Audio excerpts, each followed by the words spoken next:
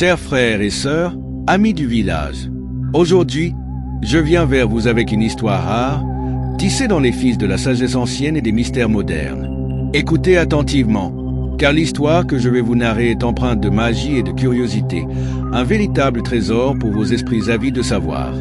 Il était une fois, dans les lointains recoins de notre vaste terre, une voiture étrange et fascinante, connue sous le nom de Inoussa. Cette voiture n'était pas comme les autres. Non, elle possédait un pouvoir incroyable et unique. Chaque fois que son propriétaire la conduisait, elle lui offrait une récompense précieuse sous la forme d'argent.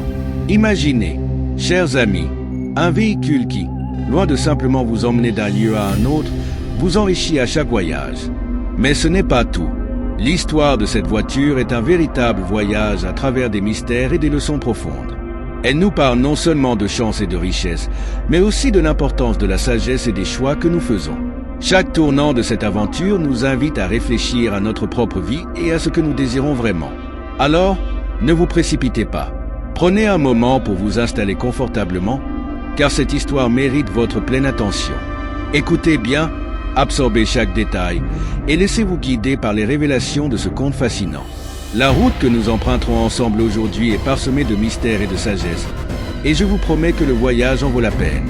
Préparez-vous donc, mes chers amis, à découvrir le secret de la voiture de Inoussa et à explorer les profondeurs de ce conte inoubliable. Car, comme le dit le proverbe, la patience est la clé de la vérité. Que l'histoire commence et que la sagesse vous accompagne. Si c'est la première fois que vous découvrez cette humble chaîne, je vous invite à vous abonner dès maintenant. Votre soutien est précieux, non seulement pour enrichir votre propre connaissance à travers les histoires que nous partageons, mais aussi pour encourager ce jeune homme dévoué qui travaille avec passion pour créer ces vidéos. En vous abonnant, vous offrez à ce jeune talent l'énergie et la motivation nécessaires pour continuer à nous aider dans le montage vidéo. En tant que sage de notre village, je suis honoré de partager ce savoir ancestral avec vous. Et chaque nouvel abonné est un pas de plus vers la valorisation de notre culture et l'encouragement des efforts de ceux qui m'accompagnent dans cette aventure. Rejoignez-nous et soyez partie intégrante de cette belle quête de savoir et de partage.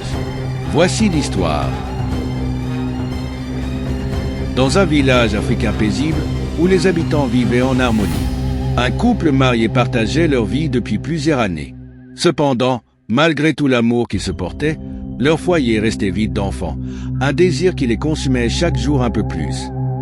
Ada, la femme, et Kuti, son mari, s'aimaient profondément. Malgré leur pauvreté, ils ont rassemblé toutes leurs forces pour se rendre à l'hôpital et comprendre pourquoi ils n'arrivaient pas à concevoir un enfant. Après plusieurs examens, il s'est avéré que tous deux étaient en parfaite santé, sans aucun problème apparent pouvant expliquer leur infertilité. Sous la pression croissante de leurs amis et de leur famille, et impatients de devenir parents, le couple a décidé de se tourner vers un tradipraticien dans l'espoir de trouver un remède pour leur infertilité et ainsi concevoir un enfant. Le tradipraticien s'est mis au travail avec diligence, leur prescrivant une tisane à boire chaque jour et avant chaque rapport. Après 2 mois de ce traitement, la femme est finalement tombée enceinte. Pendant la grossesse d'Ada, Kuti, qui était toujours aussi pauvre, avait de plus en plus de difficultés à subvenir aux besoins de sa famille. Le couple peinait à se nourrir correctement, souvent à peine 2 fois par jour, et parfois même une seule fois. Malgré ces épreuves, Ada supportait tout avec courage et amour. Kuti était chauffeur de taxi, mais sa voiture était en panne à cette époque. Faute de moyens pour la réparer, il laissait Ada, enceinte, seule à la maison chaque matin pour chercher un travail temporaire afin de gagner un peu d'argent et subvenir aux besoins de sa famille. Un jour, un habitant du village, qui préparait son déménagement, cherchait un conducteur pour transporter ses effets personnels vers son nouveau domicile. Cette opportunité offrait à Kuti une chance de gagner un peu d'argent. C'est ainsi que Kuti a été contacté par cet habitant. Ils se sont mis d'accord sur le prix du transport et Kuti a demandé un paiement partiel pour pouvoir réparer sa voiture et la préparer pour le voyage. Une fois les réparations effectuées, la voiture était enfin prête. Le jour du déménagement est arrivé et Kuti a effectué le transport des effets personnels du voisin avec succès. Grâce à cette opportunité, Kuti a pu reprendre son activité de chauffeur et apporter un peu de nourriture à sa femme enceinte. Cependant, il continuait à rencontrer des difficultés pour trouver des clients, car beaucoup estimaient que sa voiture était trop vieille pour les conduire en toute sécurité. Les clients refusaient de monter à bord, de peur de risquer leur vie dans un véhicule en mauvais état. Le peu de clients qui montaient dans sa voiture permettait à Kuti de couvrir à peine les besoins alimentaires de sa femme, sans pouvoir se permettre de payer des soins médicaux. Pendant 5 mois, Ada a dû se passer de suivi médical. La seule alternative qu'ils ont trouvée était de consulter le tradipraticien, qui leur fournissait des tisanes pour favoriser le bon développement de la grossesse. Des mois s'étaient écoulés et Ada ressentait les contractions. Elle tenta de joindre son mari, qui n'était pas à la maison. Celui-ci était sorti comme d'habitude avec sa vieille voiture, à la recherche de clients pour gagner un peu d'argent et pouvoir nourrir sa femme. Kuti rentra immédiatement à la maison pour retrouver sa femme enceinte. N'ayant pas les moyens d'aller accoucher à l'hôpital, ils décidèrent de se rendre chez un tradipraticien. À leur arrivée, Ada donna naissance à un bébé de sexe masculin, mais l'accouchement se déroula mal, entraînant une importante perte de sang. Le tradipraticien, incapable de stopper l'hémorragie, conseilla au couple de se rendre à l'hôpital. En route, Ada, affaiblie, répétait à son mari de prendre soin de leur bébé si elle ne survivait pas. Le mari tentait de la rassurer en lui disant d'arrêter de parler de malheur et qu'il élèverait leur enfant ensemble. Il lui demanda d'être forte et courageuse, assurant qu'il serait à l'hôpital dans 10 minutes. Le mari conduisait à toute vitesse, avec sa femme assise à l'arrière. Malheureusement, 5 minutes plus tard, Ada, ayant perdu trop de sang, succomba à ses blessures. La douleur de perdre sa compagne était immense pour Kuti, qui était désemparé et désespéré. Seul, Kuti devait maintenant élever leur bébé. Avec l'aide d'une voisine, il parvint à confier la garde de l'enfant à celle-ci pendant qu'il travaillait pour subvenir à ses besoins.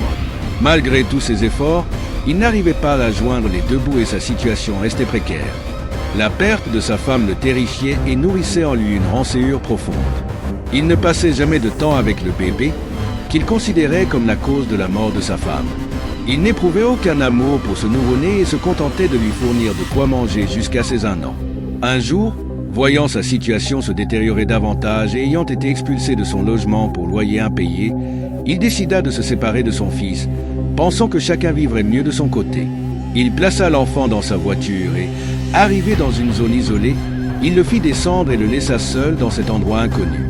Alors qu'il s'éloignait en voiture, le bébé se mit à pleurer si fort que le père, inquiet des regards des habitants, hésita un instant avant de revenir. Sur le chemin du retour, il réfléchit à plusieurs moyens de se débarrasser de son fils, ne supportant plus de voir celui qu'il blâmait pour la mort de sa femme. Après quelques minutes, une idée sombre lui traversa l'esprit. Il se rendit alors chez un tradipraticien pour lui proposer de sacrifier son fils en échange d'argent. Le tradipraticien, n'ayant pas le pouvoir d'effectuer des sacrifices humains, lui recommanda un ami spécialisé dans ce domaine et lui donna l'adresse de ce prétendu expert. Avant de partir, le tradipraticien lui précisa que, une fois qu'il serait devenu riche grâce à ce sacrifice, il devrait lui reverser une part. Le père, soulagé, remercia le tradipraticien en lui promettant sa reconnaissance et lui assurant qu'il recevra sa récompense. Kuti se rend donc chez le charlatan, laissant son fils dans la voiture garée dehors. Le charlatan lui proposa 3 options pour le rituel. La première option consistait à placer une calebasse sur la tête de son fils et à s'assurer que personne ne puisse entrer dans la pièce où se trouverait l'enfant. Selon le charlatan, si quelqu'un pénétrait dans cette pièce et voyait la calebasse sur la tête de l'enfant, il deviendrait immédiatement fou. Le père serait le seul à avoir accès à cette chambre. Il ajouta que la calebasse serait toujours remplie d'argent, permettant au père de devenir riche. La deuxième option demandait au père de lui remettre tout l'argent qu'il avait sur lui. Le charlatan effectuerait des rituels pendant 3 jours. Au 3e jour, il reviendrait chercher l'argent.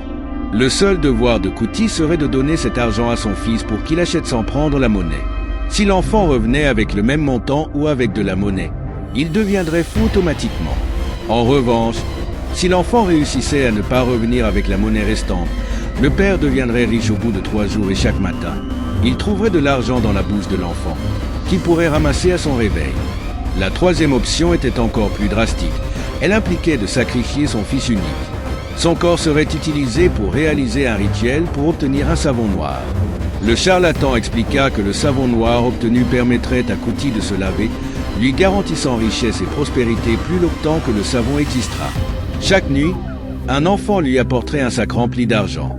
Le père devait éviter de poser des questions à l'enfant ou de manifester de la peur face à l'apparence de ce dernier, sous peine de devenir fou. De même, il ne devait pas montrer d'effroi en voyant l'enfant apportant le sac d'argent.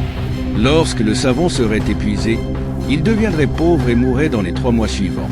La durée de sa fortune dépendrait de la manière dont il utiliserait le savon, selon les conseils du charlatan. Le charlatan proposa 3 options à Kuti, lui précisant qu'il devait faire un choix avant minuit.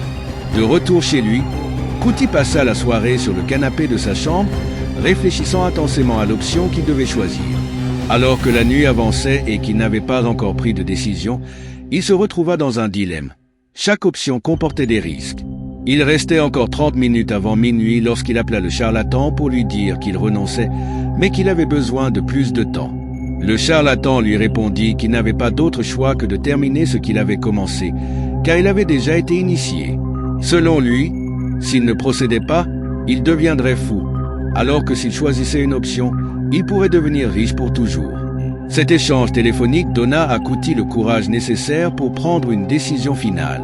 Il choisit finalement l'option 1, pensant que c'était la meilleure solution pour lui, et elle annonça sa décision au charlatan, qui se prépara immédiatement. Le lendemain, Kuti se rend chez le charlatan avec son fils. Il laissa l'enfant de 1 an dans la voiture et entra seul chez le charlatan. Ce dernier lui remit la calebasse déjà préparée, prête à être posée sur la tête de l'enfant. Le charlatan donna des instructions. Kuti devait trouver une pièce spéciale dans sa maison, accessible uniquement à lui-même. Cette pièce serait celle où il enfermerait son fils après avoir placé la calebasse sur sa tête. Il devait espérer trouver de l'argent dans la calebasse chaque jour. Kuti assura qu'il avait compris et qu'il suivrait les instructions. Il rentra alors dans sa voiture avec son fils. En route pour mettre en œuvre les instructions du charlatan, Kuti eut un grave accident de voiture. L'accident se produisit sur une route déserte. La voiture heurta un arbre, le tuant sur le coup. L'enfant, resté seul dans la voiture, commença à pleurer, mais sa voix n'atteignit personne en raison de l'isolement de l'endroit. Quelques minutes plus tard, un couple en moto découvrit l'accident. En voyant l'enfant pleurer dans la voiture et son père décédé à côté, le couple décida de prendre l'orphelin en charge. Ils décidèrent de l'élever comme leur propre enfant, sans lui révéler sa véritable origine, afin qu'il ne se sente pas comme un étranger. Ils ramenèrent également la voiture accidentée chez eux. N'ayant pas d'enfant, le couple considéra cet orphelin comme leur propre fils et le baptisa Adam. 3 ans plus tard, le couple eut un enfant biologique, un garçon nommé Max. La joie fut immense dans la famille, et Adam était ravi d'avoir un petit frère. Le couple était heureux d'avoir désormais 2 enfants. Étant un couple modeste, Inoussa étant un tontinier du village et Bawa une revendeuse de tomates. Un jour, Inoussa se retrouva confronté à un problème. Sa moto ne démarrait plus. En colère et en retard pour son travail, il hésita à utiliser la voiture accidentée. Bawa le persuada de l'utiliser juste pour cette fois. Il accepta et prit la voiture. Sur le chemin pour aller collecter de l'argent de tontine, une belle voiture s'arrêta à côté de lui. Un homme en sortit et proposa à Inoussa un contrat de 10 millions pour son travail de tontinier, alors que le bénéfice net habituel était de 4 millions. Inoussa accepta l'offre, signa le contrat et reçut l'argent. Ce fut le jour le plus heureux de Inoussa, qui rentra chez lui avec une immense joie et raconta sa journée à sa femme. En l'espace de 3 jours, le couple devint riche. Le lendemain, Inoussa utilisa à nouveau la voiture pour aller chez un client. Arrivé chez son client, il rencontra une dame intéressée par sa tontine qui décida de faire affaire pour 30 millions. Inoussa était ébloui par la tournure inattendue des événements et était comblé de bonheur.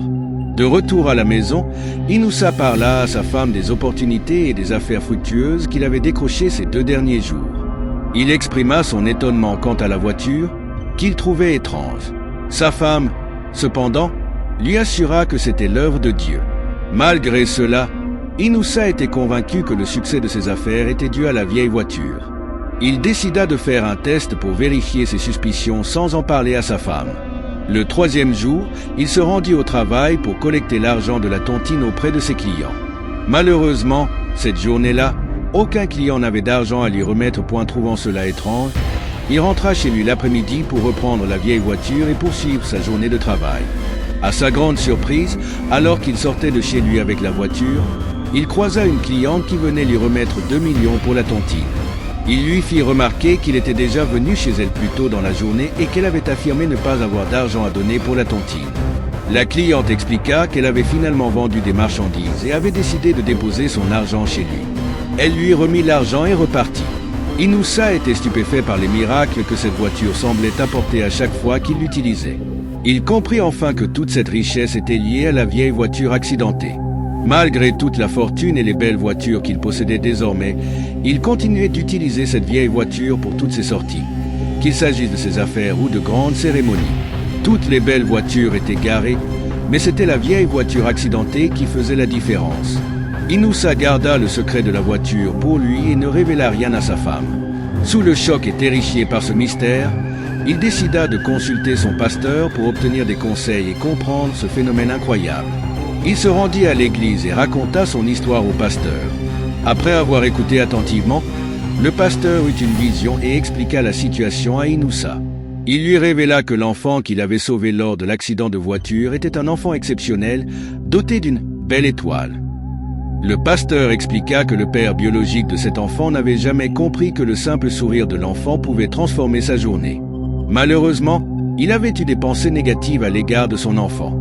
Spirituellement, l'enfant était puissant et avait empêché le père d'aller jusqu'au bout de son sacrifice. Le pasteur ajouta que la voiture, qui semblait attirer des contrats et de la richesse après chaque sortie, était liée au rituel manqué du père décédé. En raison de l'échec de ce rituel, la voiture était devenue un objet de chance pour Inoussa.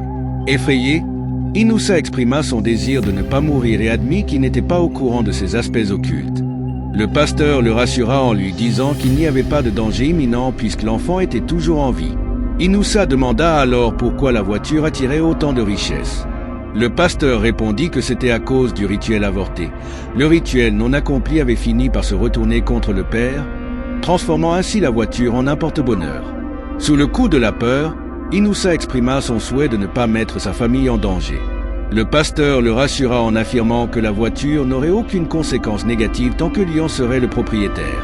Il lui expliqua que toute personne conduisant cette voiture, autre que lui, bénéficierait également de sa chance. Cependant, il lui conseilla de faire inscrire dans son testament que, après sa mort, la vieille voiture devait revenir de droit à Adam. Inoussa, ayant compris la situation et trouvant l'idée du pasteur judicieuse, le remercia sincèrement. De retour chez lui, il décida de ne rien dire à sa femme et chérissait ses 2 enfants, ainsi que sa femme, avec une affection renouvelée. 10 ans plus tard, le couple eut 2 filles, Anna et Eva. La famille vivait dans la joie et l'harmonie jusqu'à ce que les enfants grandissent. Adam avait alors 25 ans, Max 23 ans, Anna 20 ans et Eva 18 ans. Tous se considéraient comme de véritables frères et sœurs, ignorant qu'Adam n'était pas le fils biologique de leurs parents. Au fil des ans, les autres enfants commencèrent à envier Adam, le préférant à eux-mêmes, car il était le plus chéri des 4. Les autres enfants menaient une vie de débauche, dépensant l'argent de leurs parents en boîte de nuit et en sortie. Adam, quant à lui, était un jeune homme calme, éloigné de ses excès et préférant se concentrer sur ses études et ses responsabilités familiales. Max était devenu un homme riche, utilisant l'argent de son père pour séduire les belles femmes de la ville et dépenser beaucoup en boîte de nuit. Anna et Eva vivaient également dans le luxe, roulant en voiture de luxe appartenant à leur père.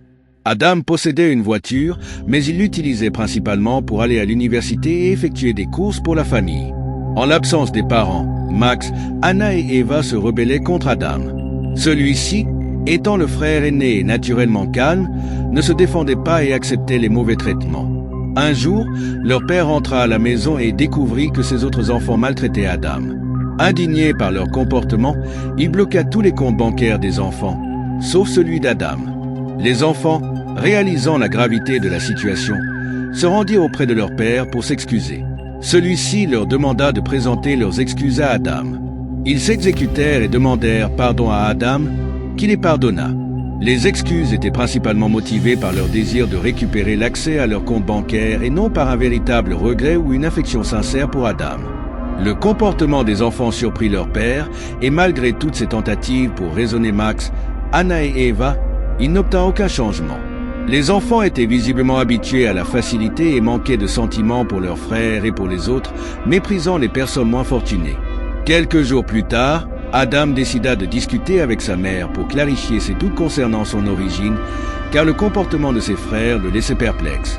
Sa mère lui assura que ses craintes étaient infondées. Elle expliqua que ses frères étaient simplement séduits par le luxe, ce qui les rendait aveugles à la vérité et les poussait à agir de manière injuste. Elle lui demanda de ne pas prêter attention à leur comportement et lui demanda de lui promettre qu'après sa mort, il veillerait toujours sur ses frères et sœurs et ne les rejetterait pas. Adam, ému, promit à sa mère qu'il honorerait cette demande. Les années passèrent et des rumeurs commencèrent à circuler dans le quartier, affirmant que le père était un ritualiste. Malgré sa fortune et le nombre de voitures qu'il possédait, il continuait à conduire sa vieille voiture. Les rumeurs prétendaient que la condition de sa richesse était qu'il garde cette voiture jusqu'à sa mort, sinon il risquait la mort.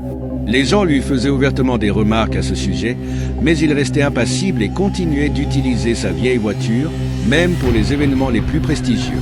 Ses partenaires d'affaires l'interrogeaient souvent sur son choix de voiture, mais il répondait avec un sourire que s'ils étaient intéressés par la voiture ou par les affaires. Même à la maison, ses enfants et sa femme l'accusaient d'être un ritualiste. Inoussa, bouleversé par ces accusations, pleurait en pensant que ses propres enfants le croyaient impliqué dans des pratiques occultes, alors qu'il était un homme intègre et fidèle à son Dieu. Ses enfants, malgré les critiques qu'ils recevaient pour leur vie de débauche, continuaient de dépenser l'argent de leur père sans scrupule. Un jour, Bawa demanda à son mari de lui révéler son prétendu secret rituel. Inoussa, affirmant qu'il n'était pas ritualiste, dut céder face à l'insistance de sa femme. Il lui expliqua l'histoire de la voiture et d'Adam, qui était en fait son fils adopté. Bawa comprit et décida de garder le secret. Quelques années plus tard, le couple vieillit et Bawa mourut, laissant Inoussa seule. Avant son décès, elle avait dit à Max de s'unir à Adam, même s'il n'était pas leur frère biologique, et de l'aimer comme un vrai frère. Max, aveuglé par la richesse, ne prit pas les dernières volontés de sa mère au sérieux. Peu de temps après, Max révéla à ses sœurs le secret que leur mère lui avait confié. Adam n'était pas leur frère biologique. Le père, ayant entendu la conversation, se fâcha contre Max pour avoir semé la discorde dans la famille. Les enfants montrèrent clairement leurs intentions pour l'avenir, ce qui bouleversa le père au point qu'il s'évanouit. Transporté à l'hôpital, il demanda à être soigné chez lui. De retour à la maison, seul Adam s'occupait de son père malade, ignorant encore que ce dernier n'était pas son père biologique. Pendant ce temps, Max, Anna et Eva continuaient de fréquenter les boîtes de nuit et de dépenser l'argent de leurs parents. Un matin, Inoussa demanda à voir tous ses enfants réunis. Alors qu'il était en train de faire l'inventaire de ses biens, Max ordonna à Adam de quitter la pièce, affirmant que la réunion ne concernait que la famille biologique. Adam, surpris, demanda à son père si c'était vrai. Ne recevant aucune réponse, Adam comprit alors pourquoi ses frères et sœurs le méprisaient. Dévasté, il tourna les talons pour partir, mais son père fit une nouvelle crise cardiaque. Adam accourut pour lui venir en aide, tandis que ses frères et sœurs observaient sans intervenir. Adam transporta son père à l'hôpital, où ce dernier, heureusement, se rétablit. À l'hôpital, le père confia à Adam qu'il l'aimait plus que tout et lui expliqua comment il l'avait trouvé dans l'accident de voiture. Il révéla également que, bien qu'il ait caché le rituel que son propre père voulait réaliser, il avait gardé ce secret pour protéger Adam. Il demanda à Adam de respecter ses dernières volontés, pardonner à ses frères et sœurs, les réunir et continuer à les aimer comme un frère aîné doté de sagesse. De plus, il lui léguait en héritage la vieille voiture. Adam promit d'accomplir ses volontés. Après avoir serré Adam dans ses bras, Inoussa rendit son dernier souffle. Quelques jours plus tard, le notaire lut le testament, confirmant que le seul bien laissé à Adam était la vieille voiture. Max et ses sœurs, après la lecture du testament, chassèrent Adam de la maison, lui laissant seulement la voiture que leur père lui avait laissée. Adam, suppliant et sans ailleurs où aller, se vit expulsé. Anna, en colère, le gifla pour lui faire comprendre qu'il n'avait plus sa place dans la maison. Désemparé, Adam partit avec l'unique héritage que son père lui avait laissé, la vieille voiture. Mes chers amis, l'histoire de la voiture mystérieuse continue de se dévoiler devant nous, pleine de mystères et de surprises. Nous avons découvert comment cette voiture incroyable a changé la vie de son propriétaire, apportant richesse et mystère à chaque trajet. Mais chaque conte a ses mystères, et chaque chapitre son propre secret. La première partie de notre voyage touche maintenant à sa fin. Mais ne vous inquiétez pas, car la suite de cette histoire captivante est juste au tournant.